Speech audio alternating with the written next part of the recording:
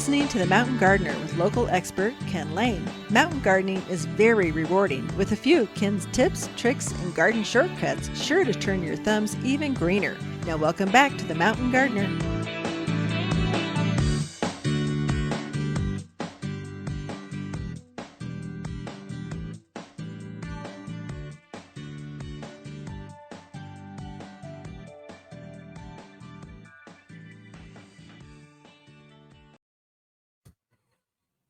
And we are back with Lisa Waters Lane in the studio.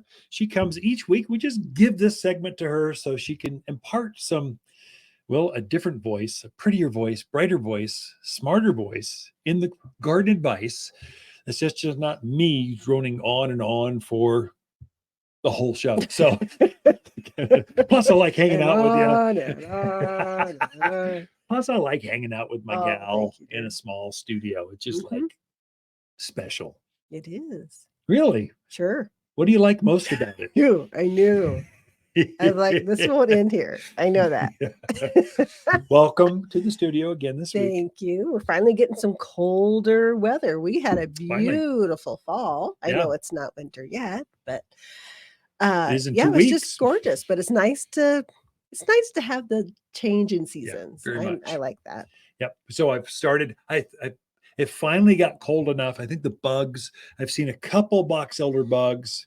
Haven't seen anything else really out there. I think they're kind of trying to survive from the cold. So I think it's safe to go out and start cleaning, pruning, changing, grooming. If you feel like you want to go outside and prune, go ahead. I think we're safe enough, at least at the higher elevations. Actually, that's past Black Canyon City. Go for it. Cottonwood, go for it. Sedona, go for it. Paulden, Skull Valley, you're all good. Go for it. It's cold enough. Really, we wait until the cold takes out all the insect stuff. The trees, the sap will slow down. And so when you make a cut, they don't bleed. They don't attract bugs. You have less issues. So we kind of start in December, the new year, somewhere in there. And then you got until March to really clean things up. So get started. Yeah. Well, yeah, something. I'm talking to people, not you. Yeah. I know you already did. But with this cooler weather, and now it's like officially December. Yes. It's time to start thinking Christmas and Christmas decorations. And the music, the crew they were anxious. They really wanted to put Christmas music on at the store. Like, let's wait till after Thanksgiving. They couldn't stand it. They flipped it on. Like the few days before Thanksgiving, because they're ready for it to happen. They are, and then the week before Christmas, they'll be going, I'm tired. Can't we have a different station? Going, I programmed 7 of them. You've got 7 different stations. And there's so much Christmas music out there now. It's kind of crazy. But with Christmas comes the plants of Christmas. So we mainly think of poinsettias and Christmas cactus, and amaryllis, paper whites, those kind of things for indoors. Because in our environment, they are definitely indoor plants. Yeah. This is not Southern Cal or Phoenix or where you can put those things outside. So poinsettia, I'm going to show the Christmas cactus first. I was trying to find one in bloom. We've sold so many. As soon as they bloom, they sell. I brought this one because they had one bloom that was ready to go. But that's great because you're going to get to be able to enjoy all these blooms at your house instead of here. So Christmas cactus bloom for an incredibly long period of time. This is truly where it pays to be tuned in through Spotify or Apple, because they're doing the video version of this. Everyone else, you get the MP3 or the audio piece. We're trying to describe it over the airwaves so you can visualize a Christmas cactus.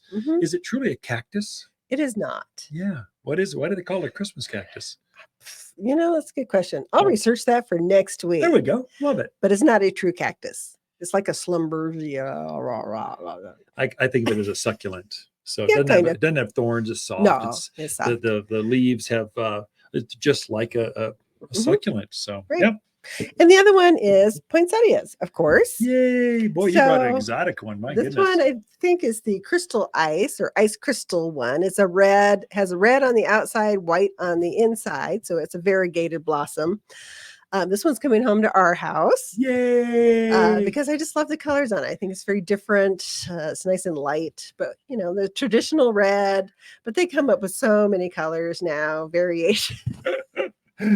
It's so fun playing with It's cameras. so fun. But have you ever wondered why? Why do we use poinsettias at Christmas? I would really like to know Let why me we use tell you. poinsettias during the holidays. So the legend it's a Mexican legend because Oh, that's where these are gotta from, love our Central Hispanic America, roots. Right on. Southern, yeah. Yeah. So there was a little girl named Pepita. Yeah. They were going to church for the Christmas Eve, nativity scenes, the festivities, that kind of stuff. And she didn't have a gift to bring the baby Jesus. So she was very upset that she didn't have a gift. And her cousin said, baby Jesus doesn't care. He just wants you there to enjoy and be happy. But she was very sad. So on the way to the festival, she picked some weeds and she laid them at the nativity in front of the baby Jesus. That is very And then cool. the miracle was that they turned bright red and beautiful. Oh, that's And amazing.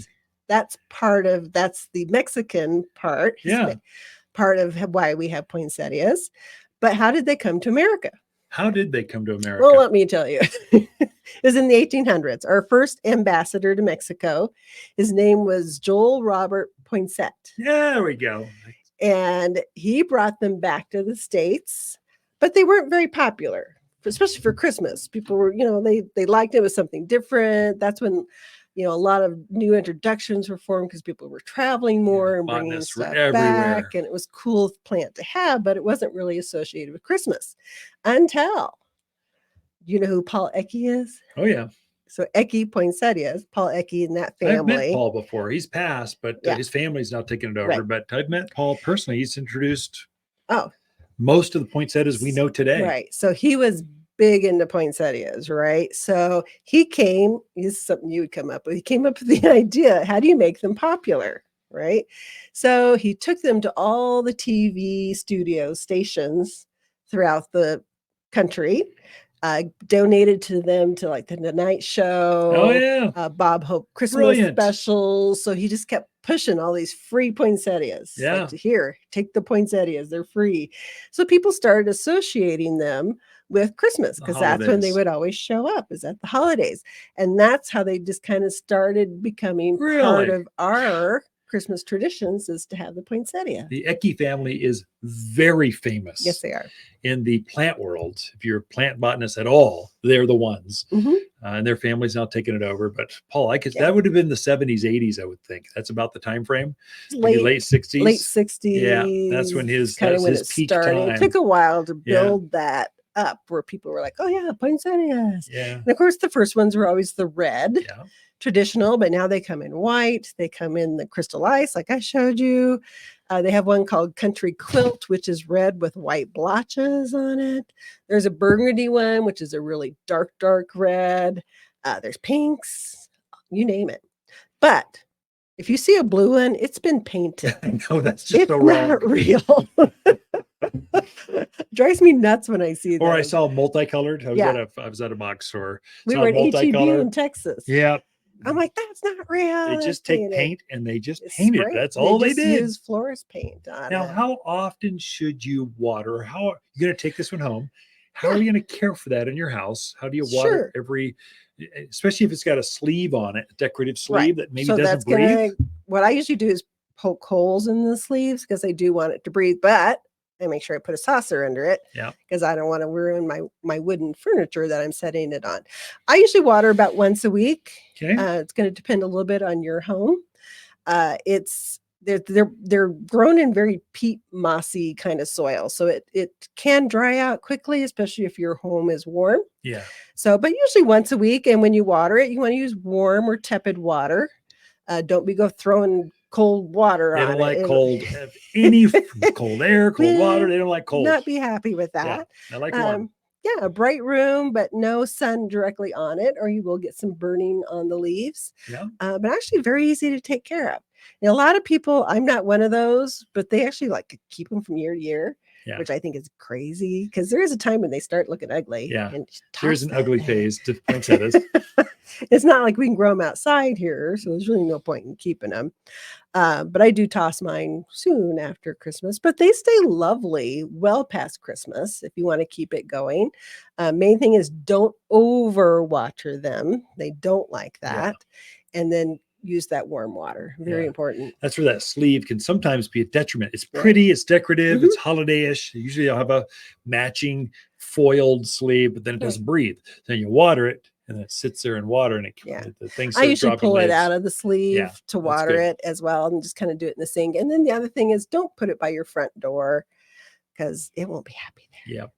Thank you, Lisa. Poinsettias, Christmas cactus, and other holiday plants, and the history behind them. Thank you for sharing that. Ken and Lisa Lain, the Mountain Gardeners. Be right back after this. The holidays are here in Arizona's Christmas City, bringing family closer and those chilly winter winds. While you're decorating the outside, don't forget to brighten up the inside with exotic Christmas plants from Waters. Beautiful Christmas cactus and poinsettia are coming to town, grown exclusively by Waters in colors you won't find anywhere else. Unique, vibrant, and guaranteed to warm even the dreariest winter day. For exotic Christmas plants at Waters Garden Center in Prescott.